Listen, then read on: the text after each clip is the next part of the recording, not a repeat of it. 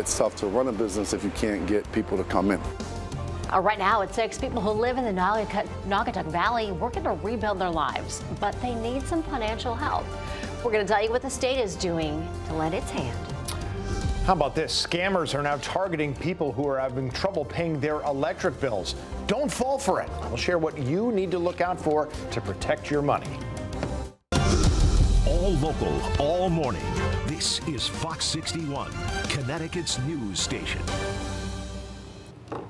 Good morning. Thanks so much for starting off your day here at Fox 61 and Fox 61 Plus America areas. And I'm Tim Lammers. Good morning. Yeah, we had some bad weather yesterday, and we may get some bad weather tomorrow. But for now, let's enjoy today. Looks like a nice one out there. First day of school for a lot of places around Connecticut. Rachel, good morning. Hey, good morning. It's going to start off a little foggy out there this morning, but towards the afternoon and into the evening, we are going to look at mostly sunny skies in addition to comfortable conditions as well. So yesterday was a bit rocky towards the afternoon and into the evening. And we had reports of trees down, even some hail, and some spots like a nice storm that moved through Wallingford yesterday afternoon. In the meantime, right now, we have that reduced visibility, a quarter-mile visibility in Hartford, so watch out for that fog this morning. Here's what it looks like in Hartford at 62 degrees. The wind is calm and humidity is around 60 right now. In the upper 50s in Groton, wind is calm there. And so for today, we're starting off with areas of fog, temperatures in the upper 50s to low 60s. By this afternoon, that sunshine comes out. Temperatures will be in the mid 80s, nice and warm. If you're trying to hang on to a couple more days of summer, today will be a really nice beach day. 86 degrees in the capital later on today, 82 in Torrington, around 83 degrees in New Haven, southeastern Connecticut, around 77 degrees. Then for the day tomorrow, we are going to issue a weather impact alert day for tomorrow afternoon. We'll be watching the potential for some rounds of rain leading to gusty wind, downpours, and hail. We'll have more details on that coming up in just a bit. Right now, we'll get a check-in on the road. Simply all of us, except for red, with the exception of Tim. The ladies in red. Ladies in red this morning, absolutely. That's all right, Tim. All right, let's get you up to speed with what we're checking out this morning. The morning commute shaping up to be pretty smooth so far. Starting off with a live look out in Hartford. Yeah, this is downtown Hartford. It looks like some of that fog is lifting, so that's a bit of good news. If you do come across some of those areas, make sure you have your lights on and you slow down out there. Your drive times looking good so far. No delays on 91, 84, or Route 2 in the Glastonbury area. Now, we do have a quick reminder this morning on the bus stop safety. Now, if you are on a 2-lane road, you must stop in both directions if that bus is stopping to let kids on or off. If you're on a multi-laned road that is paved across the way, you need to be stopped on both sides, as you can see illustrated here. Now, the only difference, if you're on a divided highway, you must be stopped behind the bus, and the folks on the opposing side are advised to slow down. Please be on the lookout for kids getting on and off school buses today. We have your next update coming up at 6:30. Such an important reminder. Stephanie, thank you so much. Meantime, small businesses who are frustrated and worried after flooding damaged or destroyed their property can now get some help from the state. Yeah, Governor Ned Lamont is making grants available so those businesses can open back up as soon as possible. Fox 61's Brooke Griffin is live in Seymour this morning. Brooke, who exactly can benefit from these grants? Well, a whole lot of people can definitely benefit, but this shopping plaza here in Seymour is just a handful of those businesses that were damaged in that catastrophic flooding last week. And a lot of these business owners are likely going to be part of that group that will be applying for that small business funding. This state funding here is now available to help. It will be, as far as applications happening next week, but this is just the start of the funding to get these people back on their feet. Now, it is going to be $5 million that's coming from state emergency funds that are stowed away for situations just like this one here.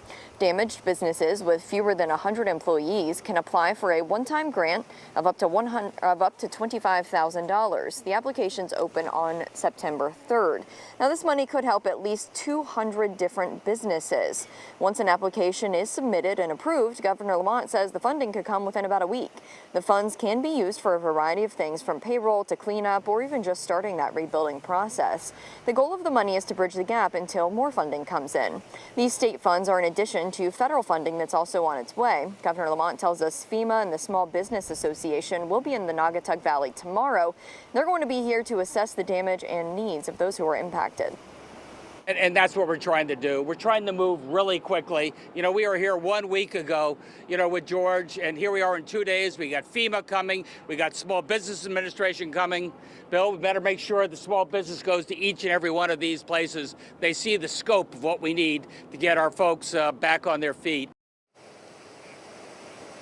And again, that application is going to open on September 3rd. I believe that is next Tuesday. And as soon as it opens, we will have that link for you up on Fox 61. That way you can find it easily. Live in Seymour, Brooke Griffin, Fox 61, Connecticut's news station. Brooke, thank you for that update. We appreciate it. 6:05 this morning, not too far away in Southbury. Some people are praising construction crews who worked to rebuild the town. Within a week, workers were able to bring back Georges Hill Road after it washed away.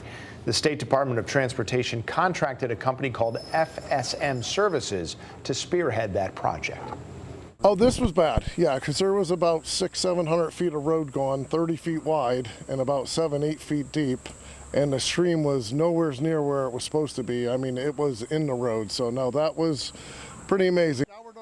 Now, the crew rebuilt the road to connect people who had lost their private bridge, but those people told us that they connected in a different way while waiting for repairs. I've made so many new friends on the street. I've learned so much about my neighbors. It's that same wonderful feeling we had of everyone coming together. And a family that was living nearby even set up a tent to give out snacks and drinks to the crew to try to keep them fed and hydrated. Well, this morning, leaders with Hartford Public Schools are still working to turn the page on financial challenges in the district as students head back for their first day today. Yeah, the good news is that dozens of teachers whose jobs were on the line amid a significant budget shortfall will be in their classrooms. Fox 61's Angelo Bavaro is joining us live outside Hartford Public High School with the very latest on the situation. Angelo, good morning. Erica, Tim, good morning. First day of school always brings those jitters, the excitement. Well, this morning, the first day also brings a sigh of relief for 65 teachers and staff members who were not sure just a few months ago they would even be back for this new school year. Now, those potential cuts you were talking about sparking rallies over these past few months. The reason for those potential cuts, a significant budget shortfall in this district for the school year, topping tens of millions of dollars. Now, this then turned into a scramble to try to make up for some of those losses. Back in May, $6 million in additional funds was announced from the state and the city. The superintendent says that money restored 24 teaching positions across the high schools, 27 teaching positions in elementary and middle schools, 8 school social worker positions, and 6 school safety officers.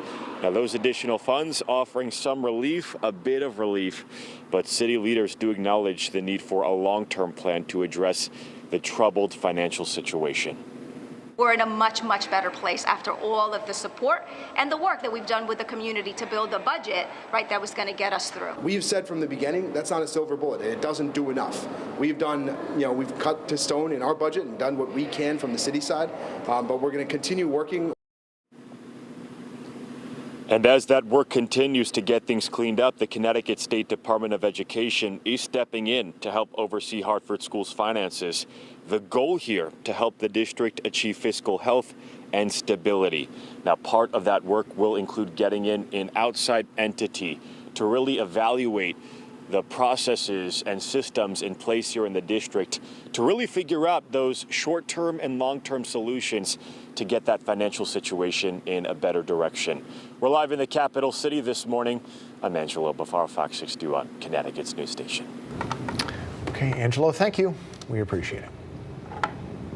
And here are some of the other districts with the first day of class today. We're talking about Avon, Clinton, East Windsor, Farmington, Granby, and Madison. For everyone heading back to school today, make it a great year.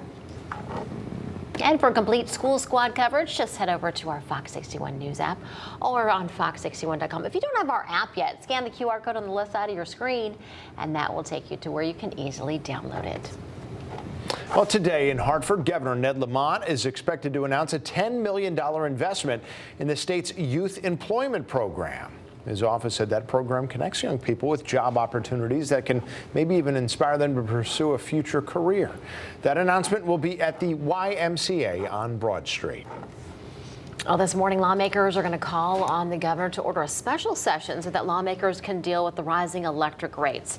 House and Senate Republicans say that they're going to speak about this at 10 o'clock in Hartford. Lawmakers on both sides of the aisle had been proposing solutions to the rising costs, specifically when it comes to the public benefits portion of the bill.